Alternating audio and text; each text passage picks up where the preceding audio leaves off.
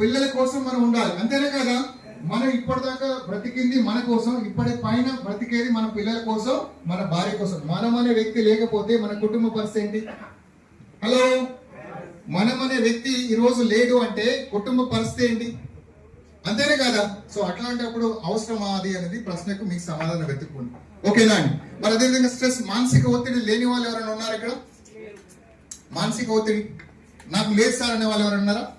మన దేశ ప్రధానికి ఉంది, మన దేశ ప్రధానికి ఉంది, మన రాష్ట్ర సీఎంకు ఉంది, ఉందా లేదా? నాకుంది, మీకుంది, మన అందరినీ పుట్టించిన దేవుడికి కూడా ఉంది, లేదా? కొబ్బరికాయ అగరబత్తి పెట్టి సార్ నా ఉన్న అప్పులన్నీ తెచ్చామంటున్నాం, అందరే కదా.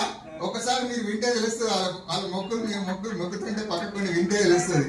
ఒక కొబ్బరికాయ కొట్టి సార్ నాకు 10 కోట్ల అప్పు ఉంది తీర్చమంటారు.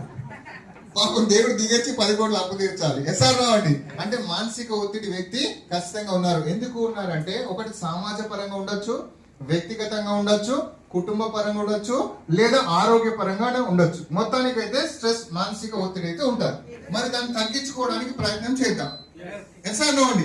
పెంచుకుంటే ఏమైతుంది? స్ట్రోక్ వస్తుంది, heart stroke, brain stroke, paralyse అవుతాం, హాస్పిటల్ బెడ్ మీద పడుకుంటాం, డబ్బులు అటగోలుగా ఖర్చు పెట్టినా మన శరీరం మనం తిరిగి మనకి ఇచ్చే అవకాశం లేదు. ఒకవేళ బ్రతికినా చచ్చినట్టే. అట్లాంటి బ్రతుకు మనకు అవసరమా అనేది ప్రశ్నకు సమాధానం వెతుక్కోండి. ఓకేనా అండి? రైట్. తర్వాత పూర్ స్లీప్, మంచి స్లీప్ ఉందా ఎవరికైనా? 8 గంటలు పడుకోవాలండి.